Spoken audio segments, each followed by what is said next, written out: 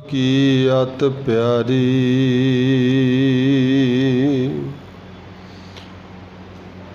वाहिगुरु साहिब जियो व्याह हुआ मेरे बाबुला गुरमुखी हर पाया अज्ञान अंधेरा कटिया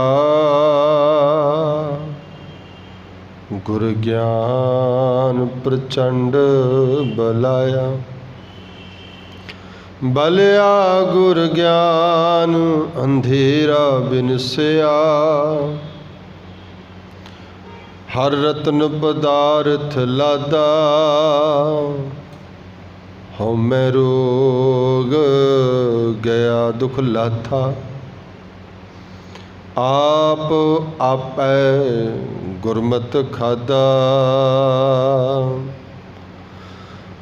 अकाल मूरत वर पाया अविनाशी ना कदे मरै न जाया व्याह हुआ मेरे बाबूला गुरमुखी हर पाया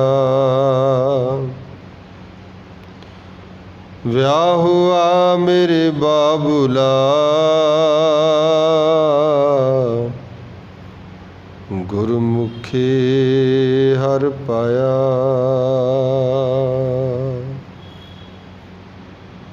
वाहिगुरु जी का खालसा वाहिगुरु जी की फतेह। परम सन्मान सत्कारयोग जुगो जुगा टल चवर छत्र तख्त दे मालिक शब्द सतगुरु गुरु ग्रंथ साहिब महाराज जिन्हां दी पावन पवित्र मुकद्दस गोद अंदर असी शाम दे दीवान विच हाज़री भर रहे हाँ। सतगुरां दी पवित्र बाणी रहरा साहिब जी का पाठ सरवण किया है। उपरंत जो आनंद कारज वेले जिथे चार लावां का पाठ हुंदा है रागी साहिबान चार लावां का कीर्तन करते ने फिर शब्द गायन किया जाता है व्याह हुआ मेरे बाबूला गुरमुखी हर पाया जिस विच व्याह दे संपूर्ण होने का संकेत है। वो शब्द आप जी ने सरवण किया है। इसे दी विचार सतगुरु गुरु रामदास पातशाह कृपा करके आप ही करवा लैन। सो आओ इस खाकसर नूं कुछ कहने की इजाजत दे एक बार रसना पवित्र करो सारी संगत। वाहे गुरु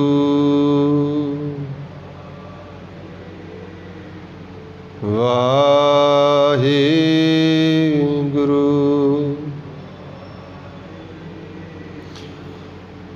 धन गुरु रामदास पातशाह जी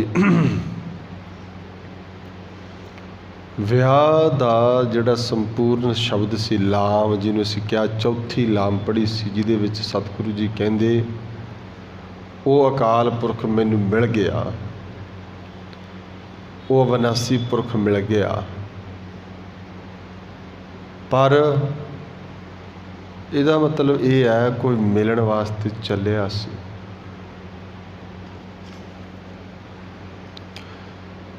जिमें चार लावां की असीं यात्रा की है गुरु रामदास जी ने समझाया कि वो रब जी वो वाहिगुरु जी वो परमात्मा जिन्हों मिलना सी ना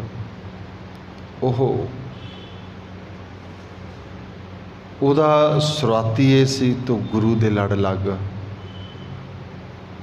वो गुरु तेनू उपदेश करेगा तो सब तो पहला क्या सी तू प्रवृत्त होवेगा प्रवृत्त हो जाना। असी संसार तो बाहर रह के रब नूं मिल नहीं सकते संसार विच प्रवृत्त होना पएगा इहदे विच ही होना पएगा प्रवृत्त होने फिर ਪ੍ਰਵਿਰਤ ਰਹਿ ਕੇ ਨਾ, ਪ੍ਰਵਿਰਤ ਇਵੇਂ ਹੋਣਾ ਤੈਨੂੰ ਚੇਤਾ ਰਹੇ ਵੀ ਤੂੰ ਧਰਮ ਨੂੰ ਦ੍ਰਿੜਾਉਣਾ ਹੈ। ਜਿੱਥੇ ਅਸੀਂ 5 ਖੰਡਾਂ ਦਾ ਜ਼ਿਕਰ ਹੁੰਦਾ ਹੈ, ਉਹਦੇ 4 ਖੰਡ ਜਿਹੜੇ ਨੇ ਇਸੇ ਅਵਸਥਾ ਦੇ ਨੇ। ਜਿੱਥੇ ਧਰਮ ਖੰਡ ਹੈ, ਫਿਰ ਗਿਆਨ ਖੰਡ ਹੈ, ਫਿਰ ਸ਼ਰਮ ਖੰਡ ਹੈ, ਫਿਰ ਕਰਮ ਖੰਡ ਹੈ। ਸੱਚਖੰਡ ਤਾਂ ਹੈ। ਸੱਚਖੰਡ ਦੀ ਜਿਹੜੀ ਵਾਰਤਾ ਹੈ ਨਾ, ਤੁਸੀਂ ਪੜ੍ਹੋ ਜਦੋਂ, ਉਹ 'ਚ ਤਾਂ ਮਿਲਾਪ ਹੈ। 4 ਖੰਡ ਜਿਹੜੇ ਨੇ ਉਹਨਾਂ 'ਚ ਯਾਤਰਾ ਹੈ। ਚੌਥੀ ਸਟੇਜ ਤਾਂ ਬਖਸ਼ਿਸ਼ ਹੋ ਜਾਂਦੀ ਹੈ। ਕਰਮ ਖੰਡ ਕੀ ਬਾਣੀ ਜੋਰ, ਤਿੱਥੇ ਹੋਰ ਨਾ ਕੋਈ ਹੋਰ, ਤਿੱਥੇ ਯੋਧ ਮਹਾਬਲਸੂਰ। ਉਸ ਤੋਂ ਪਹਿਲਾਂ ਜਿਹੜਾ ਹੈ ਉਹ ਪੂਰੇ ਬ੍ਰਹਮੰਡ ਦਾ ਗਿਆਨ ਹੈ, ਧਰਮ ਹੈ। ਫਿਰ ਬਾਬਾ ਜੀ ਕਹਿੰਦੇ ਉਹਦੀ ਮਸੱਕਤ ਸ਼ਰਮ, ਉਹ ਹੈ ਸ਼ਰਮ ਖੰਡ। ਤਾਂ ਜੇ ਤੇਰਾ ਧਰਮ ਦ੍ਰਿੜ ਹੋ ਗਿਆ, ਫਿਰ ਚੇਤਾ ਰੱਖੀ ਤੈਨੂੰ ਨਾਮ ਮਿੱਠਾ ਲੱਗਣ ਲੱਗ ਜਾਏਗਾ। ਨਾਮ ਮਿੱਠਾ ਲੱਗਣ, ਫਿਰ ਅੰਦਰ ਤੇਰੇ ਉਹ ਨਿਰਭਉ ਪਰਮੇਸ਼ਰ ਵਸੇਗਾ, ਨਿਰਮਲ ਭਾਵ ਆ ਜਾਏਗਾ, ਦੁਨੀਆ ਦੇ ਭਾਵ ਮੁੱਕ ਜਾਣਗੇ। ਤੇਰੀ ਰੱਬ ਜੀ ਵੱਲ ਖਿੱਚ ਬਣ ਜਾਏਗੀ। ਸਤਿਗੁਰੂ ਦਾ ਮਿਲਾਪ ਜਿਹੜਾ ਤੈਨੂੰ ਇਸ ਪਾਸੇ ਲੈ ਜਾਏਗਾ। ਫਿਰ ਤੀਜੀ ਸਟੇਜ ਵਿੱਚ ਇਹਦੇ ਵਿੱਚੋਂ ਹੀ, ਨਿਰਮਲ ਭਾਵ ਦੇ ਵਿੱਚੋਂ ਹੀ ਤੈਨੂੰ ਚਾਅ ਵੀ ਪ੍ਰਗਟ ਹੋਏਗਾ, ਵਿਰਾਗ ਵੀ ਪ੍ਰਗਟ ਹੋਏਗਾ। ਚਾਅ ਵੀ ਅਤੇ ਵਿਰਾਗ ਵੀ। ਉਹਦੇ ਵਿੱਚ ਸਤਿਗੁਰੂ ਜੀ ਕਹਿੰਦੇ ਜਿਹੜਾ ਮਿਲਣ ਵਾਲਾ ਹੈ ਨਾ, ਚਾਅ ਵੀ ਪ੍ਰਗਟ ਹੋ ਜਾਂਦਾ, ਵਿਰਾਗ ਵੀ ਪ੍ਰਗਟ ਹੋ ਜਾਂਦਾ। ਫਿਰ ਹੀ ਉਹਦੀ ਸਟੇਜ ਅੱਗੇ ਹੈ ਸਹਿਜ ਮਿਲ ਜਾਂਦਾ। ਸਹਿਜ ਪਦ ਜਿਹੜਾ ਹੈ, ਸਹਿਜ ਦੇ ਆਪਾਂ ਉਸ ਦਿਨ ਵੀ ਜ਼ਿਕਰ ਕੀਤਾ ਵੀ ਇਹ ਗਿਆਨ ਹੈ, ਸਹਿਜ ਅਵਸਥਾ ਹੈ, ਸਹਿਜ ਹੀ ਆਨੰਦ ਹੈ, ਸਹਿਜ ਹੀ ਉੱਥੇ ਸਭ ਕੁਛ ਮਿਲ ਜਾਂਦਾ। ਜਿਹਨੂੰ ਸਹਿਜ ਮਿਲ ਗਿਆ ਉਹਨੂੰ ਸਤਿਗੁਰੂ ਮਿਲ ਗਿਆ, ਜਿਹਨੂੰ ਸਹਿਜ ਮਿਲ ਗਿਆ ਉਹਨੂੰ ਰੱਬ ਮਿਲ ਗਿਆ, ਜਿਹਨੂੰ ਸਹਿਜ ਮਿਲ ਗਿਆ ਉਹਨੂੰ ਆਨੰਦ ਮਿਲ ਗਿਆ। ਹੁਣ ਜਦੋਂ ਸਹਿਜ ਅਵਸਥਾ ਹੀ ਆ ਗਈ, ਆਨੰਦ ਹੀ ਮਿਲ ਗਿਆ, ਰੱਬ ਹੀ ਮਿਲ ਗਿਆ, ਉਸੇ ਨੂੰ ਤਾਂ ਮਿਲਣਾ ਸੀ ਨਾ। ਫਿਰ ਹੀ ਵਧਾਈ ਆਉਂਦੀ ਅੰਦਰ, ਫਿਰ ਹੀ ਆਨੰਦ ਵੱਜਦਾ ਹੈ। ਫਿਰ ਹੀ ਉਸ ਪਰਮਾਤਮਾ ਦੇ ਜਿਸ ਮਨੁੱਖ ਜਿਹੜਾ ਰਾਹ 'ਤੇ ਚੱਲਿਆ ਸੀ ਉਹਦੇ 'ਚ ਅਭੇਦ ਹੋ ਜਾਂਦਾ। ਇਹ ਮੇਲ ਹੈ। ਦੇਖੋ ਹੁਣ ਗੱਲ ਤਾਂ ਬੜੀ ਸੌਖੀ ਜੀ ਸੀ, 2 ਮਿੰਟਾਂ 'ਚ ਮੈਂ ਕਹਿ ਦਿੱਤੀ ਹੈ। ਆਪਾਂ ਨੇ ਵੀ ਸਰਵਣ ਕਰ ਲਈ, ਚਲੋ 4-5 ਦਿਨ ਲੱਗ ਗਏ ਆਪਾਂ ਨੂੰ। ਪਰ ਜਦੋਂ ਇਹਨੂੰ ਤੁਸੀਂ ਗਹਿਰੇ ਤਲ 'ਤੇ ਵੇਖੋਗੇ ਤਾਂ ਫਿਰ ਯਾਤਰਾ ਬਹੁਤ ਲੰਮੇਰੀ ਹੈ। ਜੇ ਸੋਚ ਕੇ ਵੇਖੀਏ ਵੀ ਜਿਹੜਾ ਪਰਮੇਸ਼ਰ ਦਾ ਵਿਚਕਾਰ ਅਸੀਂ ਜਦੋਂ 4 ਲਾਵਾਂ ਦੇ ਵਿੱਚ ਵਿਚਾਰਦੇ ਸੀ ਵੀ ਨਾਮ ਤਾਂ ਜੀ ਮਿੱਠਾ ਹੀ ਨਹੀਂ ਲੱਗਿਆ। ਚਲੋ ਅਸੀਂ ਧਰਮ ਨੂੰ ਦ੍ਰਿੜ ਕਰ ਲਿਆ, ਨਿਤਨੇਮੀ ਹੋ ਗਏ, ਗੁਰੂ ਦੇ ਬਚਨ ਵੀ ਮੰਨਣ ਲੱਗ ਪਏ, ਕਮਾਉਣ ਲੱਗ ਪਏ, ਜੇ ਨਾਮ ਮਿੱਠਾ ਲੱਗੇ। ਹੁਣ ਨਾਮ ਮਿੱਠਾ ਲੱਗਿਆ ਤੇ ਜਿਹੜੀ ਚੀਜ਼ ਮਿੱਠੀ ਲੱਗਦੀ ਬੰਦਾ ਫਿਰ ਹੋਰ ਕਰਦਾ ਉਹਨੂੰ। ਹੁਣ ਇਹ ਅਵਸਥਾ ਦਾ ਜ਼ਿਕਰ ਹੈ।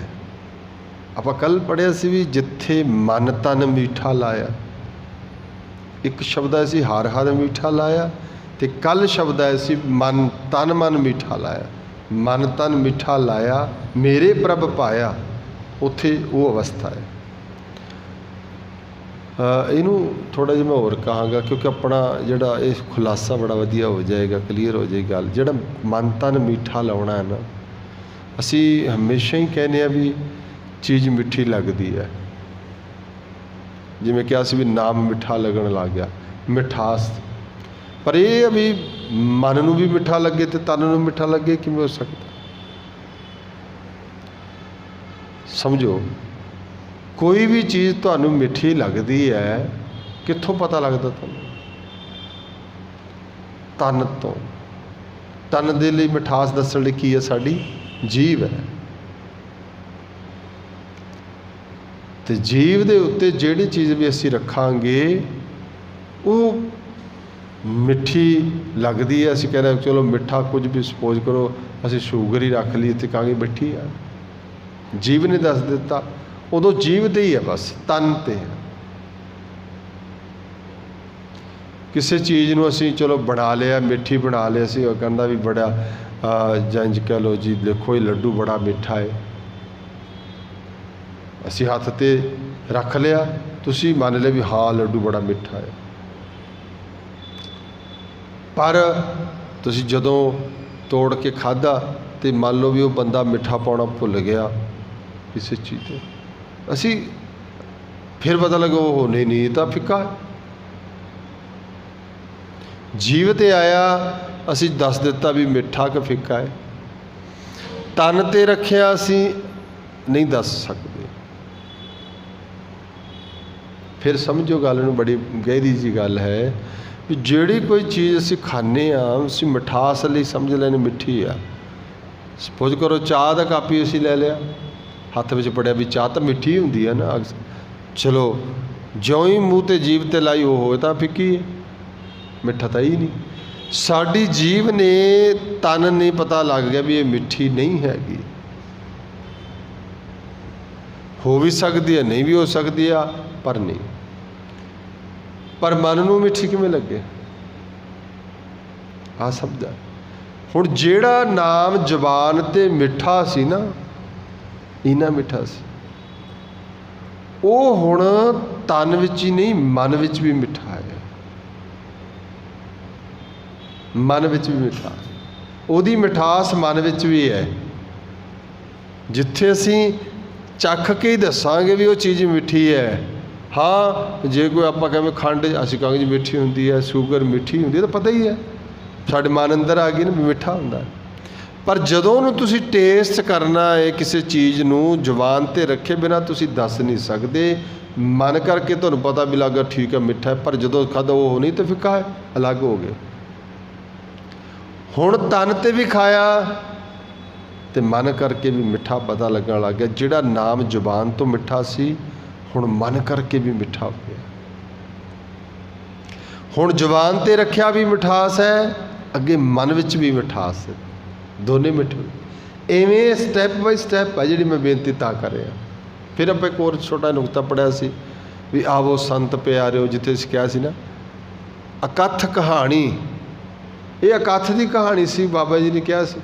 ਇਹਦੇ ਵਿੱਚ महाराज ਕਹਿੰਦੇ ਜਿਹੜੀ है उस परमात्मा की लाम चौथी ਦੇ ਵਿੱਚ ਸਾਹਿਬ महाराज ਕਹਿੰਦੇ ਕਿਤੇ ਬੰਦਿਆ ਚੇਤਾ ਰੱਖੀ ਇਸ तेरे अंदर वो अकथ कहानी प्रगट हो जाए। ਜਿਹੜੀ अकथ है वो कथिया नहीं जा सकता, जिन्हों कथिया ही नहीं जा सकता, समझो एक इस नुकते ਨੂੰ ਹੁਣ जिन्हों कथिया ही नहीं जा सकता फिर वो कथा क्यों करनी। ਜਿਹੜਾ अकथ है महाराज कहते आवो संत प्यारिओ अकथ की करे कहानी। महाराज तुसी कि आप भी कह रहे हो भी वो अकथ है, उसकी अर्थ बनता भी वो कथिया नहीं जा सकता, फिर नाल तुसी कह रहे हो कहानी करो, फिर कथन काहते करना जो कथा तो जा ही नहीं सकता। ध्यान दिओ, जिस परमेश्वर नूं कथिया नहीं जा सकता, पर चेता रखिया जे असी रब नूं जिन्हों असीं कहने भी कथन नहीं हो सकता, उन्होंने मिल नहीं सकते, पर चेता रखिया जे जिहड़ा बंदा उहदू कथन करन लग जाता है, कथन करदियां करदियां नूं पता लग जाता है भी जिहनूं मैं कथन करना चाहुंदा है वो तो मेरे विच जिहड़ा भेद है वो खत्म हो जाता, उही तो मैं। कथन ने यह बयान किया भी तू कौन है,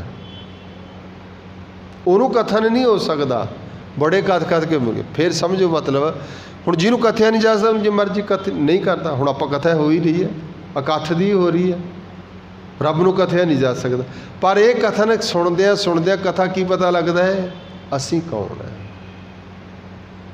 अपने आपे बारे पता लगता है, अपने आप ही जग्यासा जागदी आ, अपने मैं दी जिन्हों कहने मन तू जोत स्वरूप है, अपना मूल, ये मूल नूं किवें पछाणिया जदों मैं अकथ की कहानी करी, फिर मैनूं पता लग्या भी अकथ कौन सी। ये उवें उवें अकथ देखो ना। एक होर छोटी जी बेनती करा, जदों असीं रब जी नूं मिलण की गल करदे, मान लो कहंदे जी कोई बंदा रब नूं मिलण चलिया, कित्थे चलिया, सपोज करो कि रब नूं मिलण चलिया, असीं क्या अज संगत मुक्तसर गई है, पई है ना, सब नूं पता गई है, बस गई है, और सब गए ने। पर जे रब नूं मिलन जाना तो मिलन जाना, कहते मिलन चलिया, कित्थे चलोगे? अहमदगढ़ तो लुधियाने जाओगे? कित्थे जाओगे? हेमकुंड साहब जाओगे? कित्थे रब नूं मिलोगे? ऊहा तो जाइए जो ईहा ना होए। समझो, जेड़े रब की मिलन की करते, रब तो वो है जिहड़ा हर जगह ते ही है। तो फिर जो हर जगह ते, फिर मिलन होर कित्थे जाना? समझो इस गल नूं भी चौथी लाम दे विच मिलाप होना है। भाई जे मिलाप होना है तो मिलन वास्ते जाना कित्थे आ? हुण ध्यान दिओ, एक मैं गल कहा, जे संसार दे विच मिलना किसे नूं ते जे दो जाने इकट्ठे होणगे तो मिलिया जाऊ संसार नूं। असीं दोस्त दोस्त दो मिले तो मिल गए, इकट्ठे हो गए ना। कोई भैन भरा, कोई रिश्तेदार, कोई मामा चाचा, दो जने परिवार च इकट्ठा होया, कोई आया तो दूजे असीं आए कह लो, तो जो इकट्ठे होए तो मिले। संसार विच दो जने इकट्ठे होणगे तो मिलेगा, तो निरंकार विच दो तो एक होणगे तो मिले। दो तो एक होना पेगा। असी दो हाँ, असी चार, असी छे, असी अलग अलग अपने रूप बनाए हैं, इत्थे तो एक होना पेगा।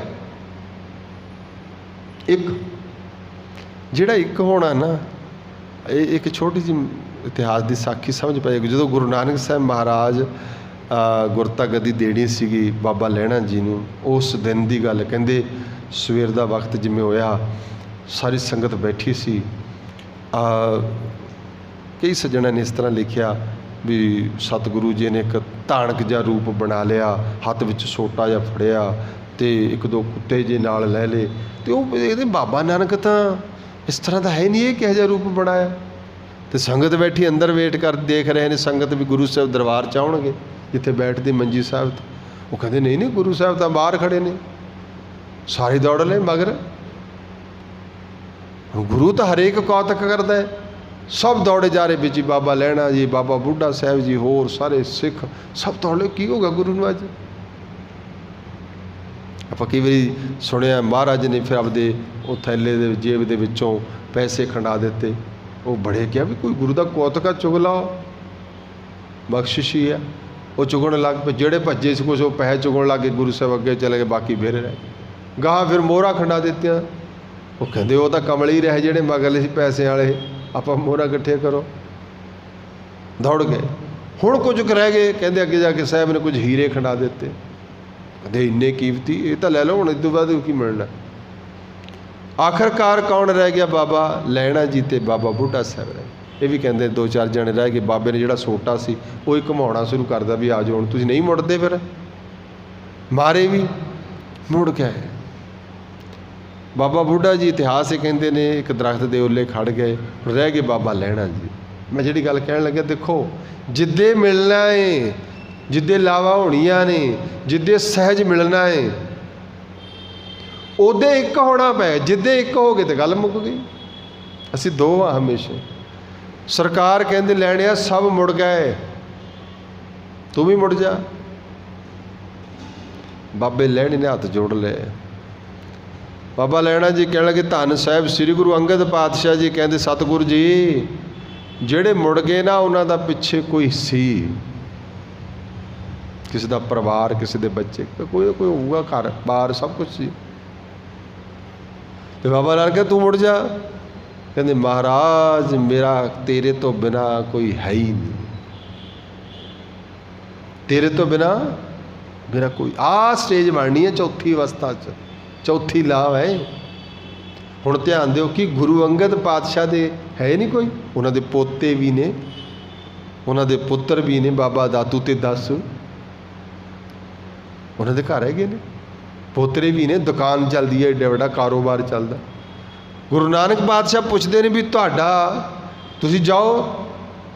महाराज कहते मेरा तेरे तो बिना, आ ध्यान दिओ, तेरे तो बिना मेरा कोई और है ही नहीं। ये अवस्था वो है जो कबीर साहब कहते, कबीर मेरा मुझ में किछ नहीं, जो किछ है सो तेरा, मेरा तो है ही कुछ नहीं।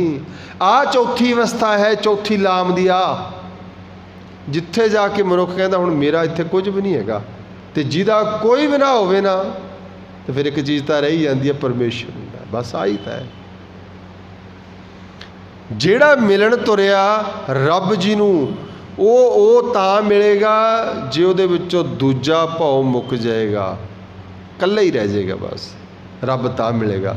ਦੁਨੀਆ ਦੇ ਵਿੱਚ ਕਿਸੇ ਨੂੰ ਮਿਲਣ ਜਾਈਏ ਤੇ ਉਹ ਤਾਂ ਮਿਲੇਗਾ ਜੇ ਕੋਈ ਅੱਗੇ ਮਿਲੇਗਾ।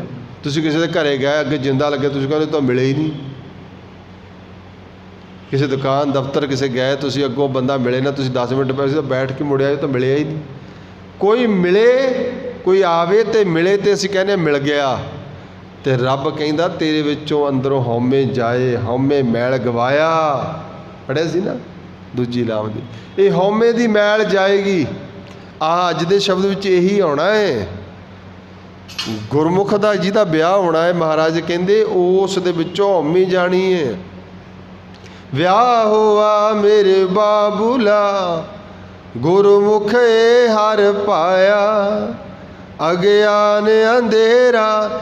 ਇਹੀ ਪੰਕਤੀ ਜਿਹੜੀ ਮੈਂ ਉੱਪਰ ਪੜ੍ਹੀ ਹੈ, ਸ਼ੁਰੂਆਤ ਵਿੱਚ ਹੈ, ਇਹੀ ਲਾਸਟ ਵਿੱਚ ਹੈ।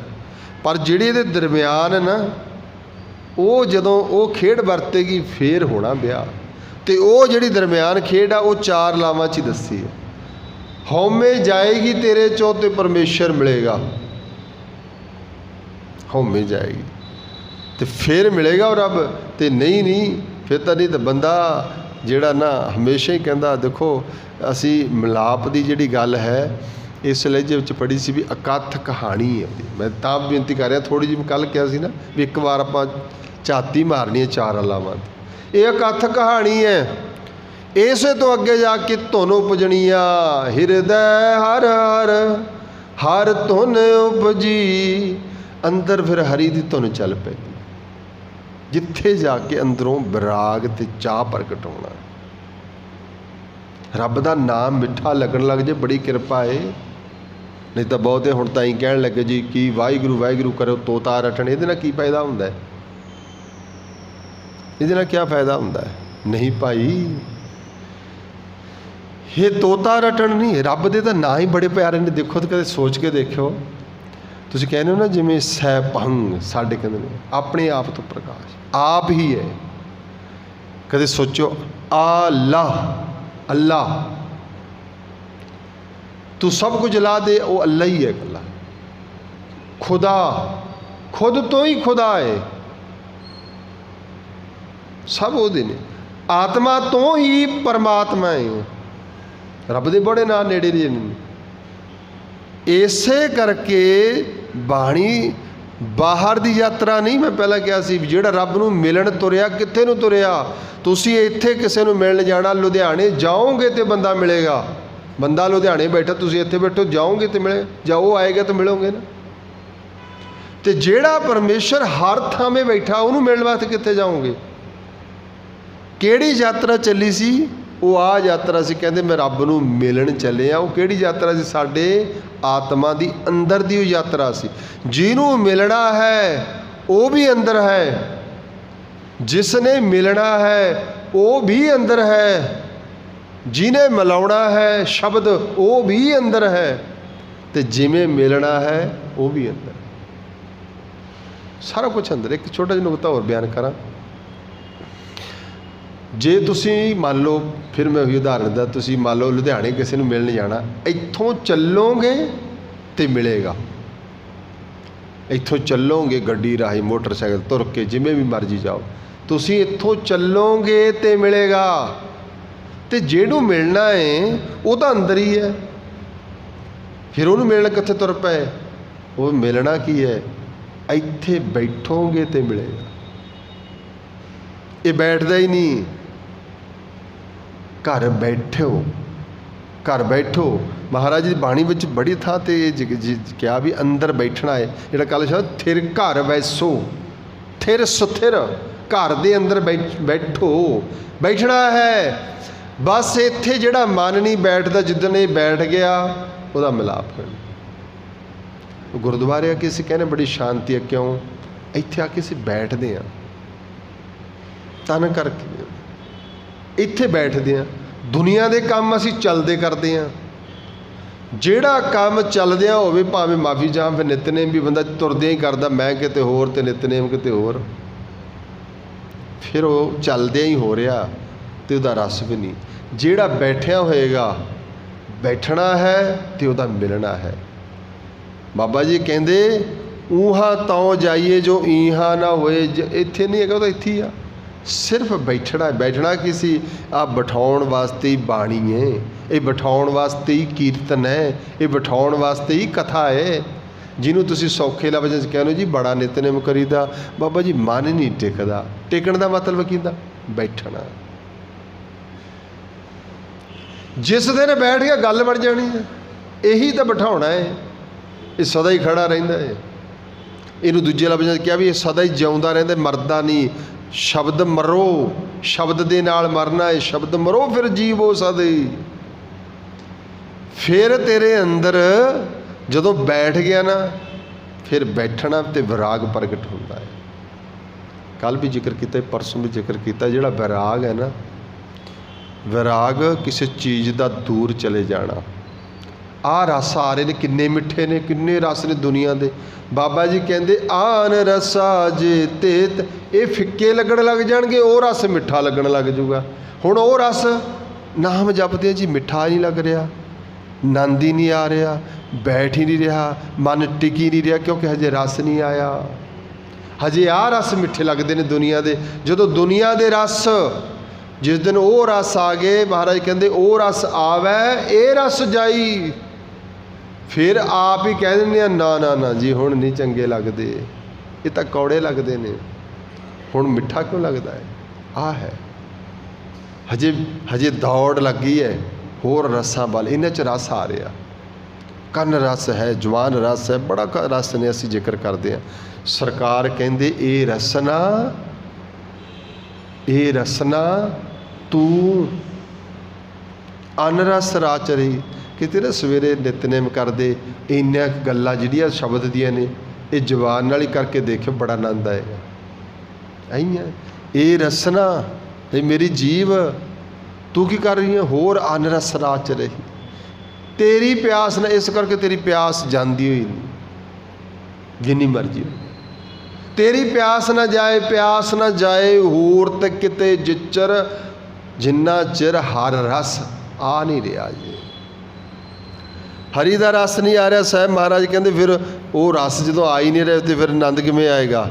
ਪਰਮੇਸ਼ਰ ਦਾ ਨਾਮ ਜਿਹੜਾ ਰਸ ਹੈ ਨਾ, ਇਹ ਜਦੋਂ ਆਉਣ ਲੱਗ ਜਾਏਗਾ, ਦੁਨੀਆ ਦੇ ਰਸ ਆਪਣੇ ਆਪ ਫਿੱਕੇ ਲੱਗਣ ਲੱਗ ਜਾਣਗੇ। ਫਿੱਕੇ ਲੱਗਦੇ ਨੇ। ਜਿੱਚਰ ਹਰ ਰਸ ਪੱਲੇ ਨਾ ਪਾਏ, ਪਾਏ ਪੱਲੇ ਪੀਏ ਹਰ ਰਸ, ਬਹੁੜ ਨ ਤ੍ਰਿਸ਼ਨਾ ਲੱਗ ਗਿਆ। ਫਿਰ ਤ੍ਰਿਸ਼ਨਾ ਲੱਗਦੀ ਨਹੀਂ ਜਦੋਂ ਨਾਮ ਦਾ ਰਸ ਆਉਂਦਾ। ਇਹ ਹੈ ਨਾਮ ਜਦੋਂ ਮਿੱਠਾ ਲੱਗਦਾ ਹੈ। ਗੁਰੂ ਦੇਵ ਕਹਿੰਦੇ ਇਸ ਵਿੱਚ ਫਿਰ ਉਹ ਪਰਮੇਸ਼ਰ ਦਾ ਤੇਰੇ ਅੰਦਰ ਵਿਰਾਗ ਜਾਗਦਾ। ਵਿਰਾਗ ਇਸ ਤਰ੍ਹਾਂ, ਜਿਵੇਂ ਮੈਂ ਕੱਲ੍ਹ ਫਿਰ ਵਿਰਾਗ ਤੋਂ ਅੱਗੇ ਸਹਿਜ ਆਉਣਾ। ਵਿਰਾਗ ਇਹ ਹੈ ਕਿ ਪਦਾਰਥਾਂ ਦੇ ਰਸਾਂ ਫਿੱਕੇ ਲੱਗਣਾ ਦੇ ਨਾਮ ਦਾ ਰਸ ਆਉਣ ਲੱਗ ਗਿਆ। ਇਹ ਵਿਰਾਗ ਹੈ। ਵਿਰਾਗ ਅਸੀਂ ਕਿਹਾ ਸੀ ਨਾ ਵੀ ਦੇਖੋ ਜੀ, ਮੋਹਿ ਰਹਿਣ ਨਾ ਵਿਹਾਵੇ, ਨੀਂਦ ਨਾ ਆਵੇ। ਸਾਰਾ ਦਿਨ ਅਸੀਂ ਇਸ ਤਰ੍ਹਾਂ ਕਹਿੰਦੇ ਹਾਂ। ਦੇਖੋ ਗਾ ਲਿਆ, ਮੈਂ ਵੀ ਗਾ ਲਿਆ, ਤੁਸੀਂ ਵੀ ਗਾ ਲਿਆ। ਹੋ ਸਕਦਾ ਮੇਰੇ ਵਰਗਾ ਸਵੇਰੇ ਲੇਟ ਹੀ ਉੱਠਿਆ ਵੀ, ਜਿਹੜਾ ਕਹਿੰਦਾ ਸੀ ਨੀਂਦ ਨਹੀਂ ਆ ਰਹੀ,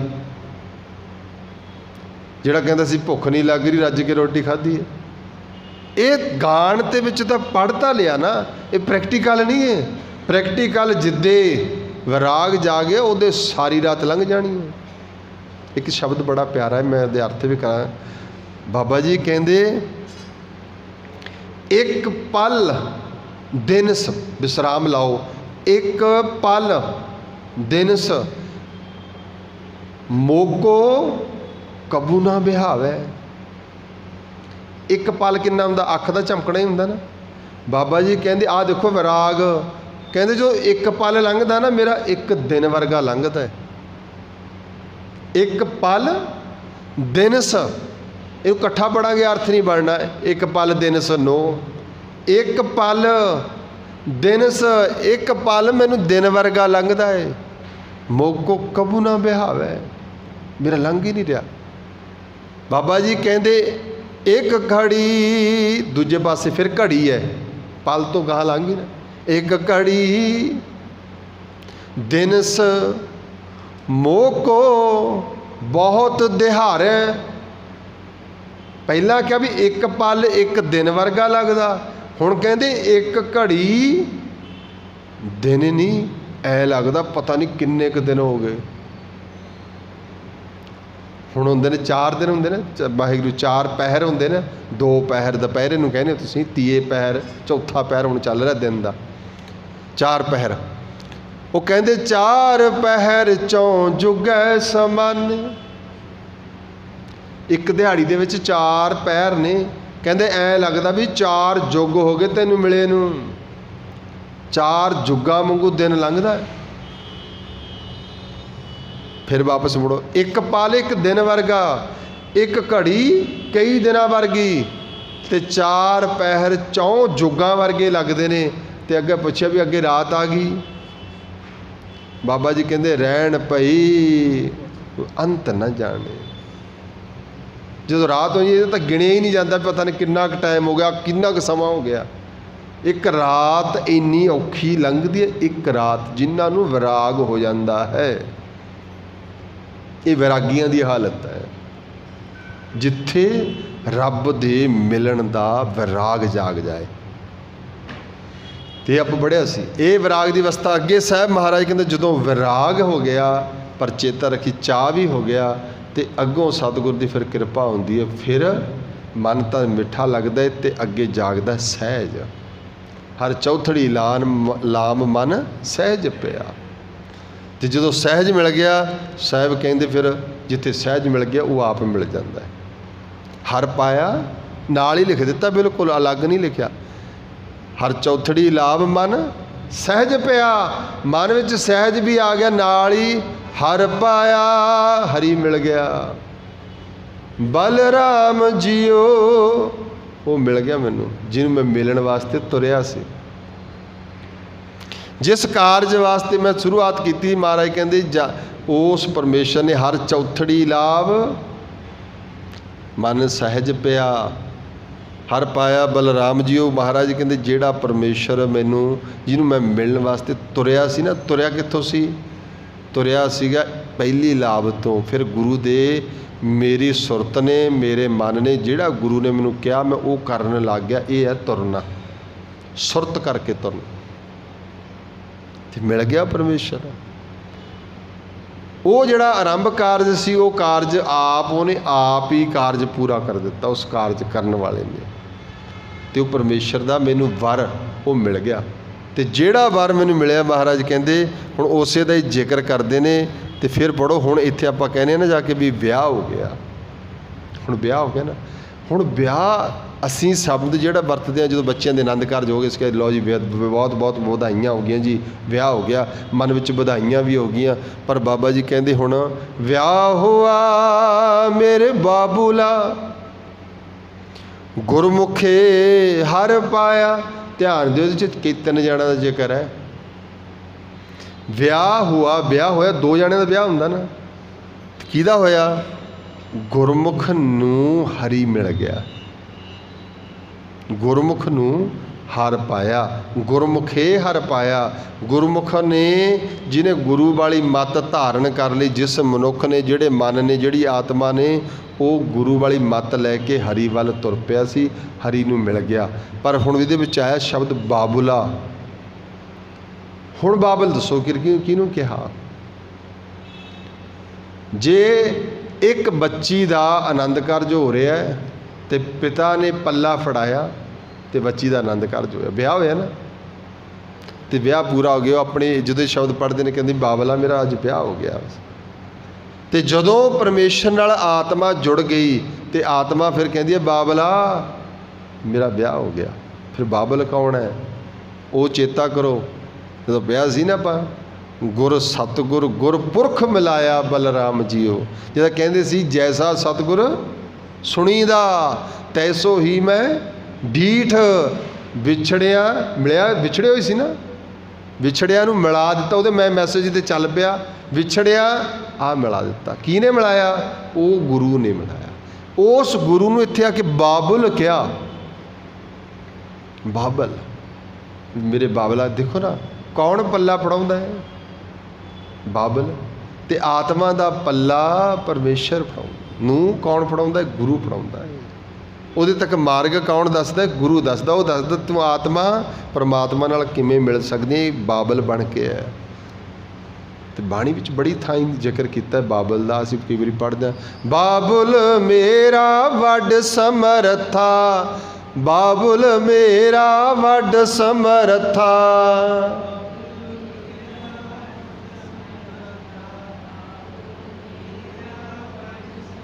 ਬੜਾ ਸਮਰੱਥ ਹੈ। ਕਿਉਂ? ਕਰਨ ਕਾਰਨ ਪ੍ਰਭ ਹਰਾ।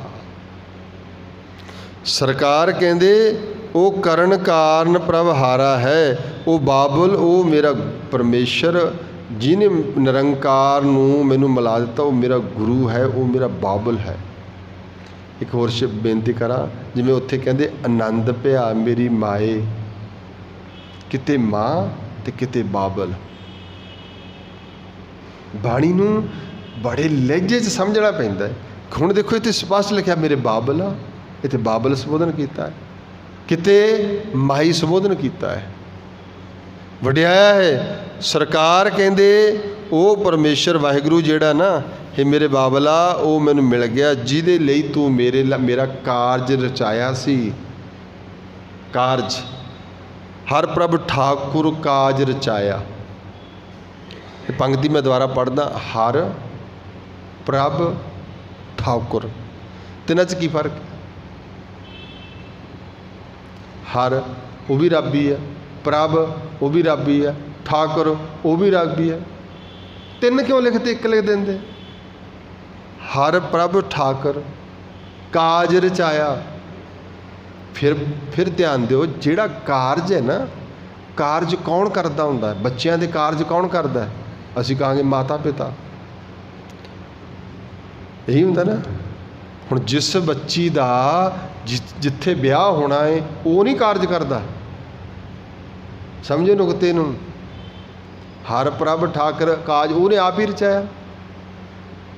ਜਿਹੜਾ ਕਾਰਜ ਹੈ ਬੱਚੀ ਦਾ, ਬੱਚੀ ਵਾਸਤੇ ਵਰ ਲੱਭਣਾ ਸੀ, ਘਰ ਲੱਭਣਾ ਸੀ, ਸਾਰਾ ਦੇਖਣ ਦਿਖਾਈਆ ਜੋ ਵੀ ਕਰਨਾ ਸੀ, ਫਿਰ ਉਹਦੀ ਅਰੇਂਜਮੈਂਟ ਕਰਨੀ ਹੈ, ਜੋ ਸਭ ਕੁਛ ਬੁਲਾਉਣਾ, ਰਿਸ਼ਤੇਦਾਰਾਂ ਦਾ ਖਾਣਾ ਪੀਣਾ, ਸਾਰਾ ਕਾਰਜ ਜਿਹੜਾ ਸੀ ਕੌਣ ਕਰ ਰਿਹਾ? ਪਿਤਾ ਹੀ ਕਰ ਰਿਹਾ ਨਾ। ਜਿਹੜੀ ਆਤਮਾ ਨੇ ਪਰਮਾਤਮਾ ਨਾਲ ਮਿਲਣਾ, ਉਹਨੂੰ ਸਾਰਾ ਮੈਸੇਜ ਸੁਨੇਹਾ ਕੀ ਛੱਡਣਾ ਹੈ, ਕੀ ਇਕੱਠਾ ਕਰਨਾ, ਕੀ ਲੈ ਕੇ ਜਾਣਾ, ਕਿਹੜਾ ਧਨ ਕਰਨਾ, ਕਿਹੜਾ ਦਹੇਜ ਇਕੱਠਾ ਕਰਨਾ। ਜਦੋਂ ਯਾਦ ਹੈ ਤੁਹਾਨੂੰ ਪਹਿਲੀਆਂ ਲਾਵਾਂ ਦੇ ਸ਼ੁਰੂਆਤ 'ਚ ਮੈਂ ਕਿਹਾ ਸੀ, ਨਾਮ ਦਾ ਧਨ ਇਕੱਠਾ ਕਰਨਾ। ਇਹ ਕੌਣ ਕਹਿੰਦਾ ਸੀ? ਇਹ ਬਾਬਲ ਕਹਿੰਦੇ ਸੀ। ਅਤੇ ਬਾਬਲ ਹੀ ਸਾਰਾ ਕਾਰਜ ਕਰ ਰਿਹਾ ਸੀ।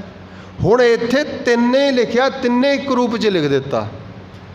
ਹੁਣ ਧਿਆਨ ਦਿਓ, ਕਿਹਦੀ ਬਾਣੀ ਹੈ ਇਹ?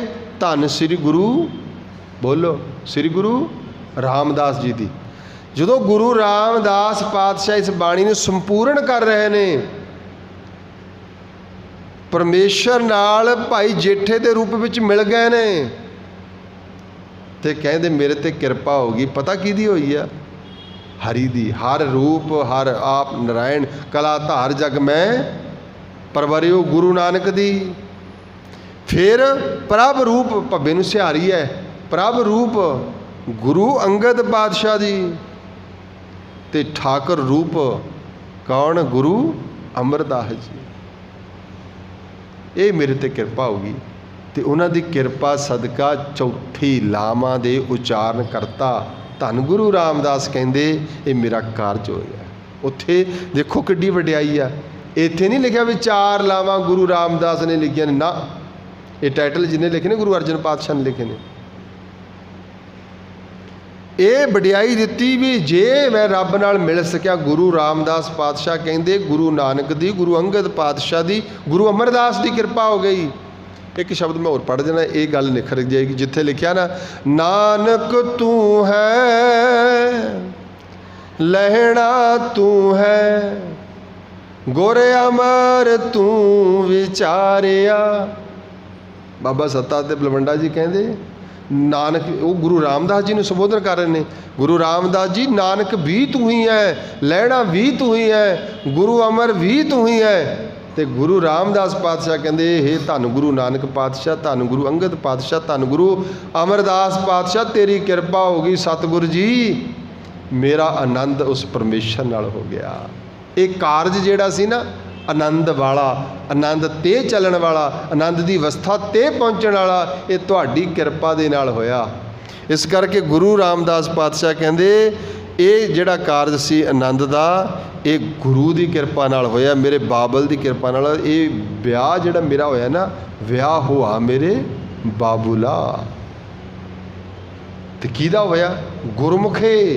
ਗੁਰਮੁਖ ਇਹ ਲਾਂ ਲਾਈ ਹੋਈ ਆ, ਗੁਰਮੁਖੇ ਇਹਦਾ ਮਤਲਬ ਹੈ ਗੁਰਮੁਖ ਨੂੰ ਕੀ ਹੋ ਗਿਆ? ਹਰ ਪਾਇਆ। ਗੁਰਮੁਖ ਨੇ ਹਰੀ ਨੂੰ ਮਿਲਣਾ ਕਰ ਲਿਆ, ਆਪਸ ਵਿੱਚ ਮਿਲ ਗਏ, ਤੇ ਮਿਲਣ ਤੋਂ ਬਾਅਦ ਮੇਰਾ ਵਿਆਹ ਹੋ ਗਿਆ। ਤੇ ਹੋਇਆ ਕਿਹਦੀ ਕਿਰਪਾ ਨਾਲ ਹੈ?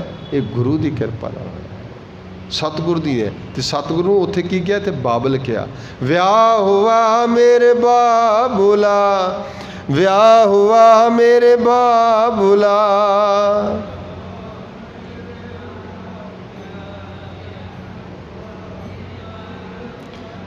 ਗੁਰਮੁਖੇ ਹਰ ਪਾਇਆ, ਗੁਰਮੁਖੇ ਹਰ ਪਾਇਆ, ਗੁਰਮੁਖੇ।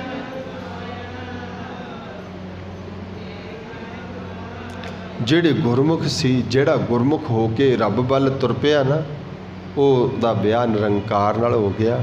ਤੇ ਗੁਰੂ ਦੀ ਕਿਰਪਾ ਨਾਲ, ਹੇ ਮੇਰੇ ਬਾਬਲ, ਹੇ ਮੇਰੇ ਸਤਿਗੁਰੂ, ਤੇਰੀ ਕਿਰਪਾ ਨਾਲ। ਹੁਣ ਇਹਨੂੰ ਤਿੰਨਾਂ ਨੂੰ ਗੱਲ ਨੂੰ ਜੋ ਆਨੰਦ ਪਿਆ, ਮੇਰੀ ਮਾਏ, ਮਾਏ ਕਿਹਨੂੰ ਕਿਹਾ ਉੱਥੇ? ਬਾਬਲ ਨੂੰ ਕਿਹਾ। ਸਤਿਗੁਰੂ ਮੈਂ ਪਾਇਆ, ਇਹ ਵੀ ਉਹਦਾ ਮਿਲਾਪ ਹੈ, ਇਹ ਵੀ ਉਹਦਾ ਮਿਲਾਪ ਹੈ। ਅਗਲਾ ਸ਼ਬਦ ਜਿਹੜਾ ਹੈ ਇੱਥੋਂ ਹੀ ਰਹਿੰਦਾ, ਸਾਰਾ ਸ਼ਬਦ ਆਪਾਂ ਕੱਲ੍ਹ ਵਿਚਾਰਾਂਗੇ। ਗੁਰੂ ਰਾਮਦਾਸ ਪਾਤਸ਼ਾਹ ਕਿਰਪਾ ਕਰਨ, ਇਹਨਾਂ ਆਲਮੀ ਬਾਗਾਂ ਦੀ ਵਿਚਾਰ ਸਾਡੇ ਹਿਰਦੇ ਵਿੱਚ ਟਿਕ ਸਕੇ।